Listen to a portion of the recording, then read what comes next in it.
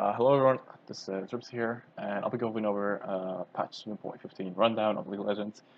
So the patch came up just today during the nighttime, and I just got to actually watch over it, look over it for a tad bit for about a few minutes, and I decided to do a patch rundown.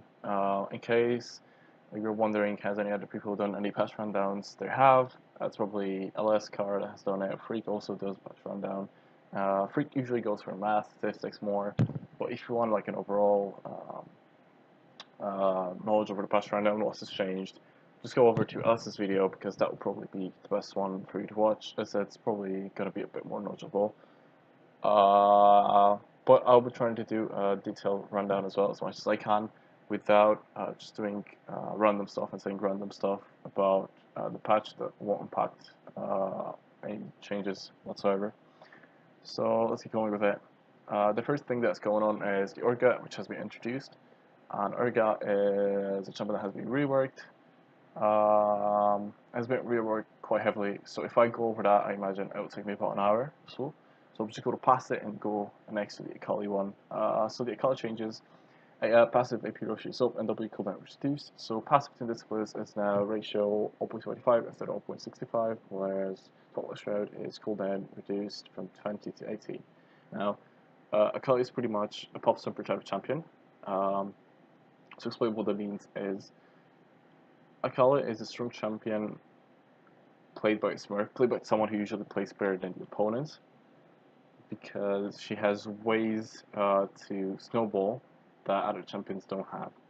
The problem with her is that she is fairly limited in terms of what she can do, so that it doesn't really matter as much a higher brackets. Because, I mean, yeah, let's go for Challenger. You can go and get Challenger with Akali on the NA, on the US. It's pretty easy. But if you try and use it in competitive play, such as Challenger Series, stuff like that, it's going to be way, way harder for you to utilize her properly. I'm not saying she's really bad. She might actually see play, especially if top lane tanks have been played now and will probably continue being played. Will come back more. We'll probably see Akali in the top lane as well as a few other champions which do well into tanks. Because Akali does well into them, even if she does snowball, she is allowed to farm. And then after a while, after she gets her Hexagon Blade, you can just put her in the side lane with the TP up and try to match the mid laner or someone else. That's what ideally you want Akali to have a very, very strong split with your late game. You can even maybe, it's an interesting thing that I've seen being done is you can swap the lanes and you put your mid laner up top and you put your Akali in the mid. But that might only work with mid laners that actually work in long lanes very well. So things like Castleyn might be better, but he also takes time scale. And then it's a bit more complicated as to if she'll be playing competitive play or not. But she might actually see some play, in my honest opinion, because not necessarily because of those buffs, because the buffs are good, I guess, even for W and stuff. Because with cooldown reduction, you'll get an even lesser cooldown W, which is very good for her to reset her combo. But it doesn't depend on me or anyone else. It depends on the players that are pro players to realize whether they can use Akali and whether they can find a strategy or tactic of which they can use Akali accordingly. Nevertheless, going over to Azir, she's actually just better in Sulky for this. So you can play her in Sulky if you think having Calico scale and you actually well, you get Akali, you're probably, I don't know what you're doing in Platinum or World Diamond. It's probably should be around Masters if you use her. Going next, you have Azir. Azir gets a small buff on the soldier damage. Instead of 50, he's going to 170 for levels 1 through 18. He gets 50, 195. So this basically just boosts up his damage later on. What he actually gets through this is a better scaling of his soldier damage. So he gets just better late game team fighting because he has more DPS overall. The issue that comes with him is that his early game is not buffed a lot, but his mid game also rises up by a bit. So I'm not quite sure if the damage is that relevant for the mid part of the game. With this buff, that you actually get to be relevant enough. One thing that you'll note is a few changes down might make Azir being played because Their buffs is Sivir. Kaylin will fall down slightly. You will see champions that have lower range, and those champions are those AD carries are easily punished by Azir. So that might actually make Azir come back into the meta as a mid lane. But then again, that depends on the matchups that he will have mid, and that's all depending on how the meta shifts in this one. The meta is expected to be tank junglers and or tank top laners, and that means that mid lane will have to have some high DPS that can be sustained, or a Hyper carry in the bot lane, which will probably not make Azir be played. But if things like utility these are played and split push top lanes and some high DPS mid, then that might work as well because you can bring the tank from the jungler. Regardless of this, Azir really depends on how he plays the matchup with this buff and how he plays past the first recall and so on, how it increases his damage basically. Don't expect him necessarily to be played from get-go in LCS, even if players do try impulsively. He's a very high mechanical skill champion that might just not make it because even when he was meta, there were players who didn't play him properly. So it depends. You probably get to see one guy picking him, maybe as a counter pick, and then him being picked for a while, and then maybe he resurges when the meta sets in and he's actually a counter pick to the meta. That's at that point.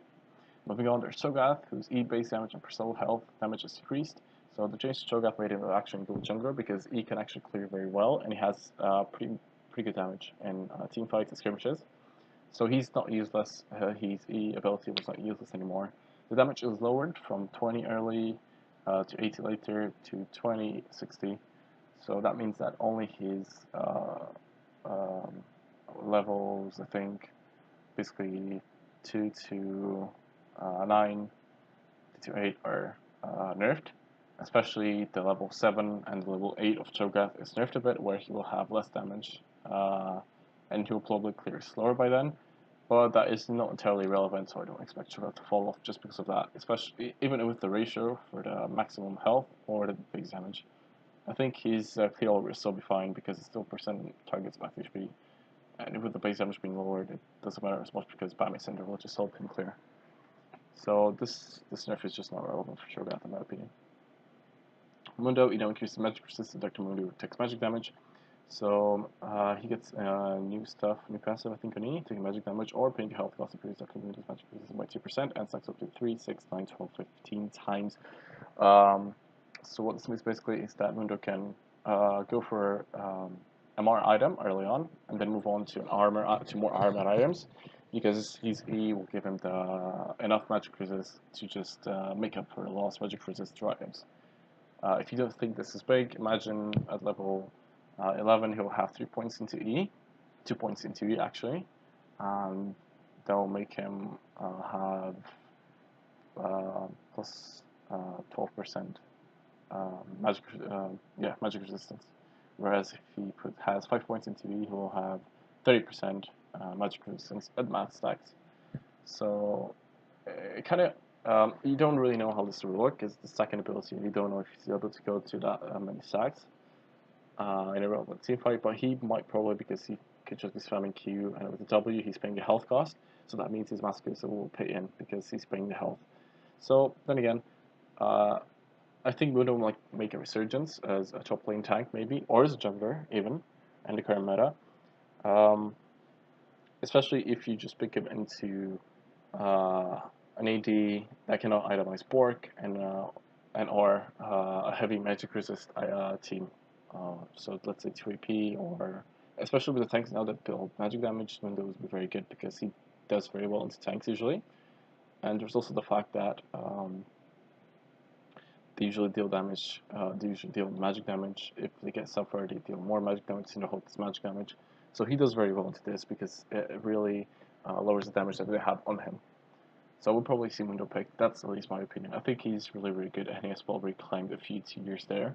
And in tier list, for example, I probably put him tier A plus among there, maybe even tier S, depending on how good he is exactly. But he wasn't inherently bad. He just didn't have a place in the meta. Now he's kind of making tanks are making a resurgence, so he might actually get his place in the meta set. and with this buff, it might just propel him to the top of the tier list. Moving on, there's Echo, whose cooldown has been reduced to early levels by 2, level 1. So I don't know how this impacts him. This might impact his aligning or his trading at least. Might make him a bit safer. But I actually don't know how this impacts him. Playing against Echo in a mid lane depends heavy on the matchup that's been picked into him. But he usually is the one that's getting punished early on. So just giving E early on maybe makes it so that he can avoid the trades much easier, or more trades at least in a time. So instead of avoiding just one trade in 1 minute, he can avoid maybe 2 trades. So for that. Elise, base attack damage decreased. I don't know how this will impact him, by the way. I have no clue whatsoever, so just go with me. For how much mobility and line pressure has, let's just clear it quickly. Okay, whatever. Base attack damage reduced from 50.5 to 47. So that reduces her clear by quite a bit. That's 100% sure. It reduces her ganking a bit. It reduces her dueling a bit. Basically everything. But the one that's most impacted is clear, because you won't really have time to auto someone when ganking or dueling him all the time. Maybe when dueling him, yes, but when ganking, probably not. So this will just mean that Elise is slightly worse at clearing, and she loses about, I don't know, how much damage? 4 or 5 damage, maybe even less. When ganking or when dueling someone, she loses up to 20, 30 physical damage, which might be enough actually to make the difference, but it's not that big, so I doubt she's really bad or she's really gone down. She's still the strongest early game jungler in my opinion, so she's going to be the queen of early game regardless. Easy Roku cooldown is reduced early levels. Cooldown is from 6.5 to 4.5 to 5.5 4.5. So what this means is just the cooldown reduced by 1 second early on. Then again, even with the passive, I don't see how this is relevant at all. This doesn't really mean much for Ezreal. Doesn't help his early game. It just helps him scale up faster to tier. It just helps him maybe just wave clear a bit easier or be ready faster for the trades. But it's not a damage boost, and Ezreal at the moment doesn't really require stuff like less cooldown or Q early on. I think he doesn't have problems getting through the early game. He just has problems being relevant in the later stages of the game, so I don't think this really impacts Ezreal at all. Game point passive damage up from 30 to 100, 45 to 115, so this is rather big for him early on because he gets 15 extra damage at level 1, which is 50% increase of his usual base damage. And how this changes is basically if Gangplank autos someone, damage is going to be really relevant. So this is the other guy other than Akali that I mentioned that does well onto tanks, because tanks usually are not very good early game and they want to scale up a bit, and then they want to use tank items that are very cheap to get advantage over in the team fights, because the enemy laner, if someone like Gangplank or Akali is there, they might have not scaled enough, or they might just not have the items that are relevant. So this means that Gangplank, means that the tanks will have the advantage there. Well, Gangplank and Akali unfortunately do well into tanks, for the tanks of course, because they really favor just scaling up, getting their core items, and then being relevant into the game, because they're rather weak early on, or the scale up with levels is very good. Like Gangplank scales up very good with levels, so does Akali. They scale up with gold very well, so this is why just letting them farm is not a good idea, and especially tanks that have only one way to CC are not going to Gangplank. So even Maokai, who can root, Gangplank can insta cleanse it with his W, and then nothing happens, and Gangplank will win the trade eventually with his barrels. So I think he might make a resurgence back in top lane if top lane tanks are being played and not Camille Fura. Gregory's speed attack speed is increased, art cooldown is increased. Also, he does bad into matchups like Renekton and stuff, but then again, so do the other tanks. So I'm gonna have to see if he makes a resurgence. Maybe if you ban Renekton and other lane builders, and he can make a comeback top lane as a counter pick. Also, he's very good into Shen, so that's one reason why you would pick him. Base attack speed decrease and our cooldown is decreased at earlier ranks. So the base attack speed on Gragas is decreased by about 0.025, actually 0.026, and the R cooldown is decreased by 20 at early stages. Not really relevant. This just, I guess, destroys his clear a bit, but it's not that big. I mean, I don't know how necessarily it affects him. I don't think it affects him a lot at all. I think he's still going to be good, regardless. I don't see how it's necessarily all that relevant for his clear early on. His clear was already the brightest anyway. He could just go Babi Cinder and that would boost his clear a lot. But early game he doesn't have problems because he was already pretty low in HP to gank after the level 4 path. So even if this happens, he will not die. He could still do the path, and it doesn't really affect him at all. Nor does the ultimate because it's not really important at all. It's just 20 seconds that you lose when trying to maybe, I don't know, force skirmish of a gank, but I don't know, it just doesn't seem very important to me. Gragas is just the same. I think he's the best jungler, tank jungler with Maokai currently. Aurelia, Twisted Blades cooldown is okay, this doesn't matter. It's just a second, so it's just like whatever. She doesn't have favorable matchups, she doesn't have anything that really helps her on team one player. Jinx runs Hurricane's Bolt and Purple Deal, Fishbone's bonus attack damage to primary targets.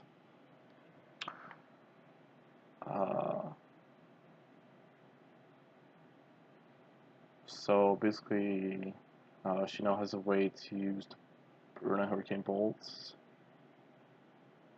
to deal the Fishbone's bonus damage. I mean, this is pretty big because it eases Jinx's late game by a whole lot when she doesn't need to use the minigun form. And she gets a boost, a huge boost in heavy damage. W zap, cooldown also reduced by 2 seconds. With me saying the Hypercarriers might make it back into the bot lane, Jinx might also make it back. In my opinion, she might be good, but she needs to get past her early game, which is honestly very terrible, and the mid game. With now IE and seal items and Runans being cheaper, like I think she can definitely go for IE, Runans fast, and then she'll hit power spike that's pretty strong. On the third item, which is probably a seal item again, probably a fire cannon or PD. I think she's gonna be really strong. She's gonna be probably like a Sivir. But Sivir doesn't go for trading, she only goes for one zeal item and then ER IE. So she might actually make it back because she doesn't really seem that bad into Sivir. Kayn, I think there's no reason to talk about Kayn. I think him receiving just a bonus attack damage is not that relevant for Shadow Assassin and stuff. I think he's very coin flip is stronger, just like Kindred. I don't like him as a jungler because he cannot get form unless he actually fights someone, but that's really hard to do. So I don't see a way for him to easily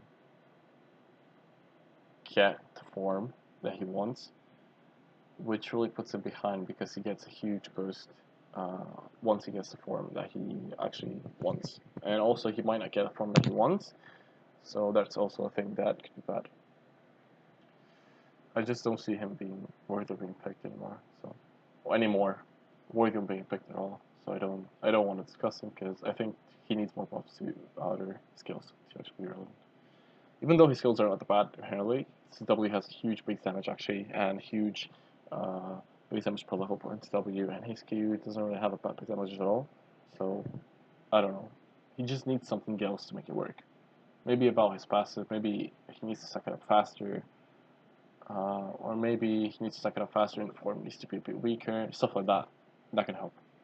He can be changed definitely in all ways. So Sandra with the higher mana per level, so this just eases Sandra's clear early on and last hitting, and maybe to help her push the wave a bit early on, not by much. Maybe she can actually punish melee range champions a bit easier. But she already had pretty good matchup because she can be played into Zeton, and that's pretty easy to play into them. So I think she just gets a bit more impressive when played into those melee assassins. The mana per level is very good on her.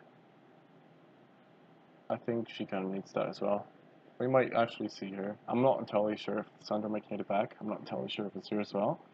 I can tell you that Gangplank might make it back as a counter pick.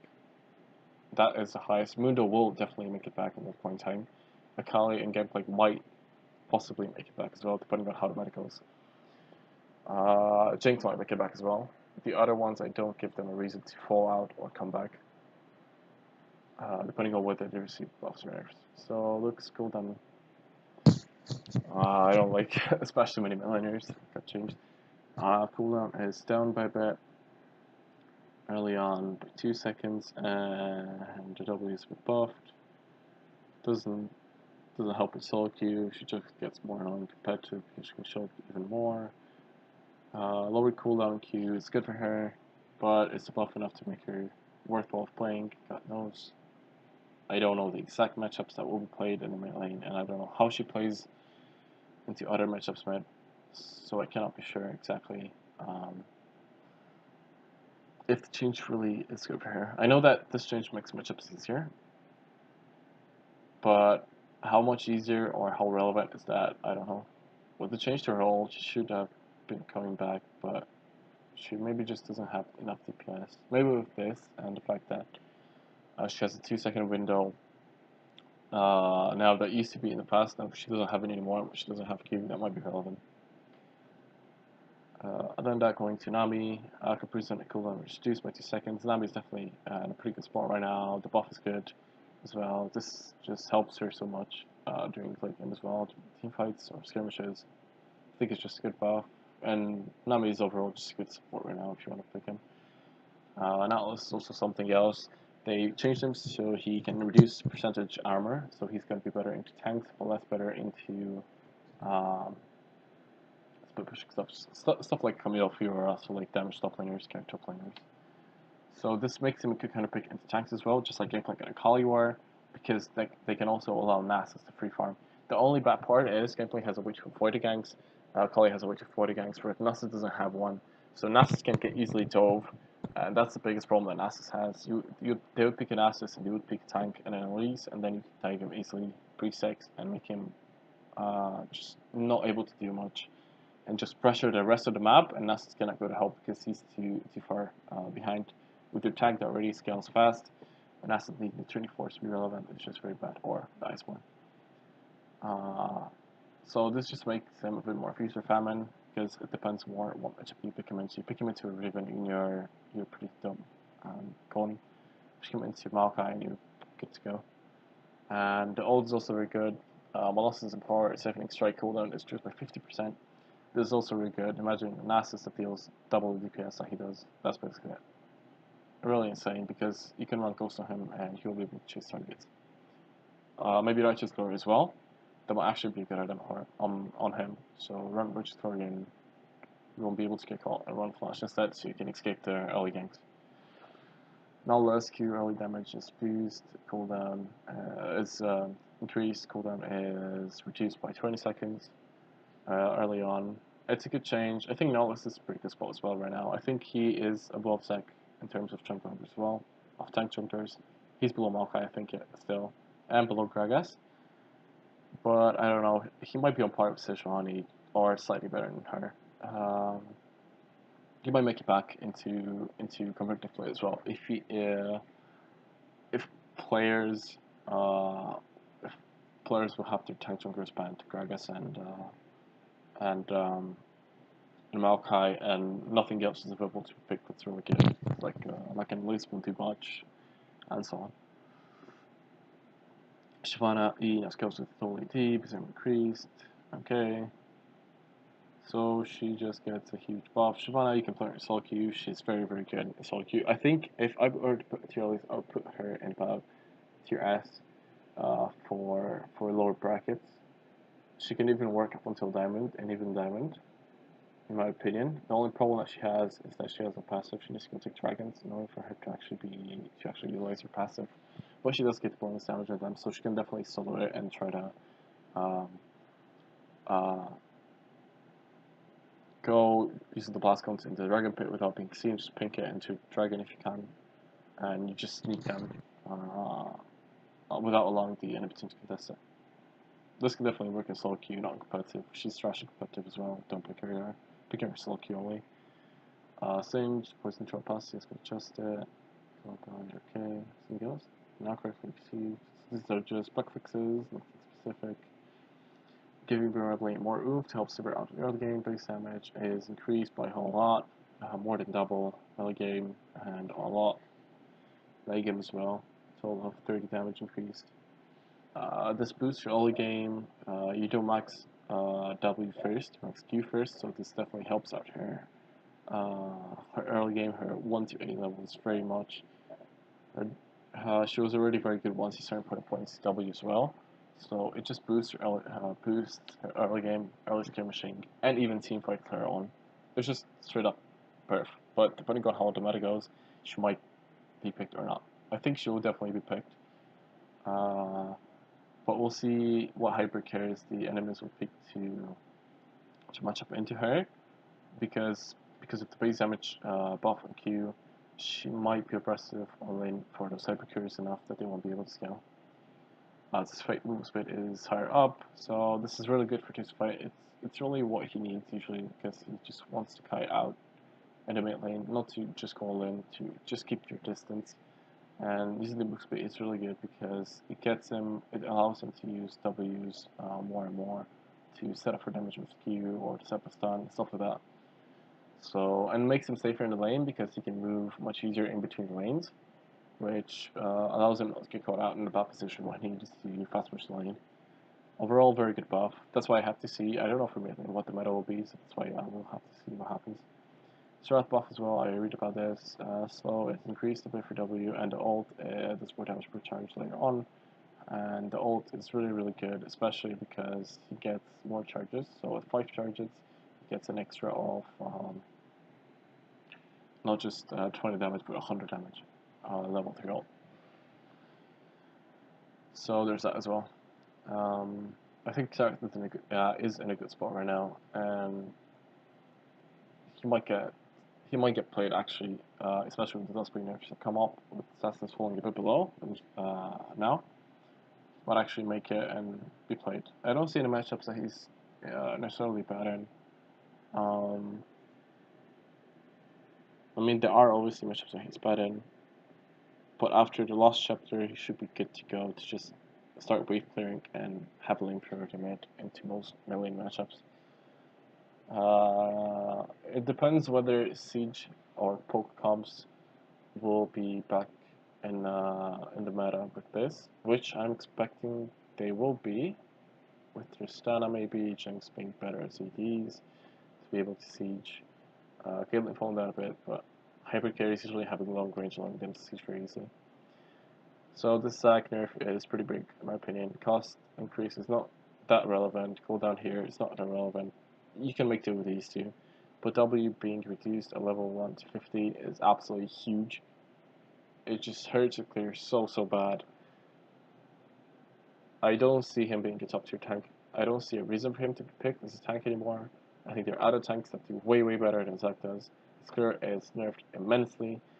The reason why, but yeah, he only loses 15 damage. What's the point late game? Well, it doesn't matter, because early game he won't be able to get through it because his damage is too low. It's halved. Imagine that his W damage is halved, and that's his primarily clearing damage because he doesn't use Q to clear. He doesn't use E necessarily to clear as much because he don't do as much. So nerfing the W literally lowers his DPS by half, almost. That's why it's so big, and you won't put points in W until you get to level 9, I think. And you guys can point up points early to help us clear. Well, you can do that. You can put a point into W, and you will be able to get to the past one, but you will get your E later on. So this is the only thing that I think you can do with Zac now, is you start W, you go E, you go Q, and then you put one more point to W, and then you put points into E, and that's when you will be back at the spot that you used to be. Later, you'll be a bit weaker, but it doesn't matter as much. But that's pretty much it. That's the only way you can bypass this, I think. And even then, there's a Q nerf that there's actually there as well. Overall, there's just no reason to pick him, even if you do it, because you're not going to be playing him at the highest efficiency. So that's why I'm saying it's not really worthwhile to pick it. Maybe I will try the W 2 points doubly early on to see how he fares, but I doubt it'll really help that. 6, such a charge cooldown reduced. The cooldown late game is insane, but late game turrets are not going to exist because this is level 18. So this change is not really that relevant. Mostly days, 26 to 24 is the one that's relevant, so to cooldown less. You wouldn't want to max W because you need your Q and for wave clear, so not really a relevant change for Ziggs in my opinion. Adaptive Home is getting buffed a bit. It's just an item, you pick it if you want to. It just means that in a certain situation, it's going to be way better, and you're going to be more aggressive in a certain situation. Duskblade damage, what happened there? Okay, it gets buffed up a bit early on. For now champions, for range champions, it gets lower down. Late game is also lower, and range procs no longer slow. This is not necessarily a men's change. It's still good for melee champions, which it was already good on. It means just Jhin will build probably Yavuz and then Duskblade, but it doesn't matter as much. People just rush Duskblade. I think it's still a good item overall, especially for melee champions. Not that insane. You just don't go for Duskblade on range champions. That's it. I've still got Kha'Zix, still got Rengar, and so on.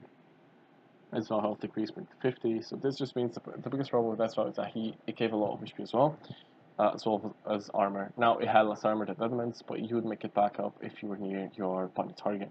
So what this means is that instead of having to go for Single Hulk and then going for Night's Vow and then Gargoyle as a tank, you don't receive the extra HP that you get from Night's Vow, the 50 that you lose, so you might need to go into another health item and then go into the Gargoyle.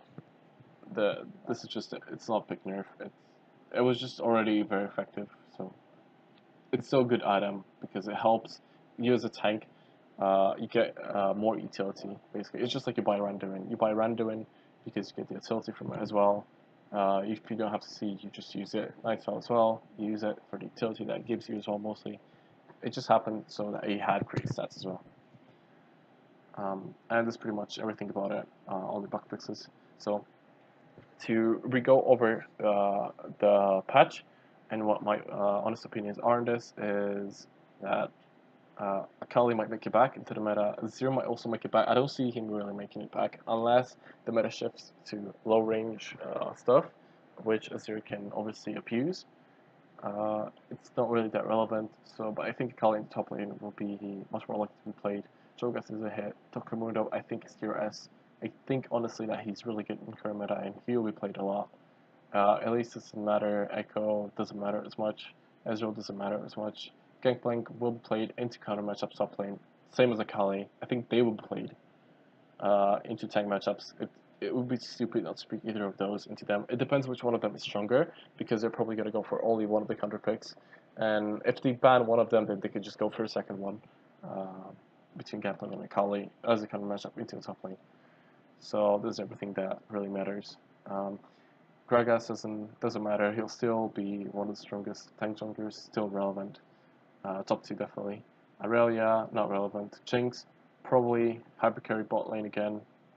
We see the likes of Cogbot Tristana anyway, so she might just join them as well because of this buff, because it's really, really big for her team fighting.